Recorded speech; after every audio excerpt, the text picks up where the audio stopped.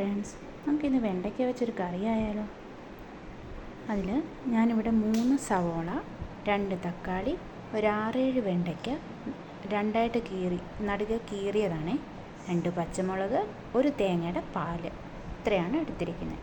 മസാലകൾ: 2 ടീസ്പൂൺ ഗരം മസാല, ഒരു 1/4 ടീസ്പൂൺ മഞ്ഞൾപ്പൊടി, 1 ടീസ്പൂൺ മുളക് പൊടി, ഒരു നുള്ള് കുരുമുളക് പൊടി. ആദ്യം നമ്മൾ ആ വെണ്ടയ്ക്കയിൽ ശകലം മുളക് പൊടിയും ഒരു നുള്ളു ഉപ്പും കൂടി ചേർത്ത് നന്നായിട്ട് മാരിനേറ്റ് ചെയ്ത് വെക്കുക.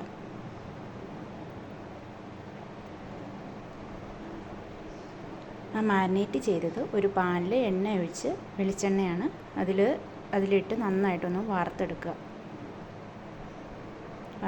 ഒത്തിരി അങ്ങ് മൂത്ത് പോകരുത് കേട്ടോ. മൂത്ത് പോയി കഴിഞ്ഞാൽ പിന്നെ ടേസ്റ്റ് പോകും.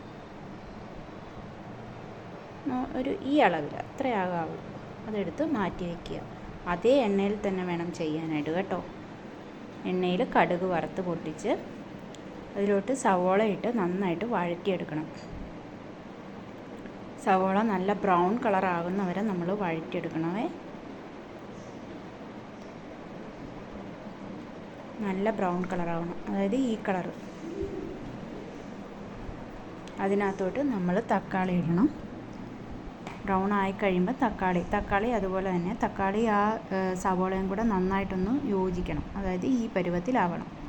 നന്നായിട്ട് വെന്ത് കഴിയുമ്പോൾ അതിലോട്ട് നമ്മൾ വറുത്ത് വെച്ചിരിക്കുന്ന വെണ്ടയ്ക്ക ഇടുക. അത് നന്നായിട്ട് ഇളക്കിയിട്ട് നമ്മൾ മസാലകൾ ആഡ് ചെയ്യുക.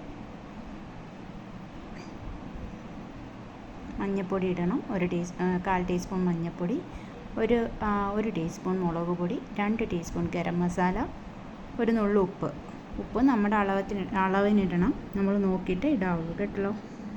പിന്നെ പാലൊഴിക്കുക, തേങ്ങാപ്പാലും കൂടെ ഒഴിച്ച് നന്നായിട്ട് ഇളക്കി ഒന്ന് അതായത് ഒന്ന് തിളച്ച് വരുമ്പോഴത്തേക്കും ആ കൂട്ടത്തിൽ നമ്മൾ കറിവേപ്പിലയും ഒരു നുള്ള് കുരുമുളക് പൊടിയും കൂടെ ചേർത്ത് നന്നായിട്ട് ഇളക്കിയെടുക്കുക.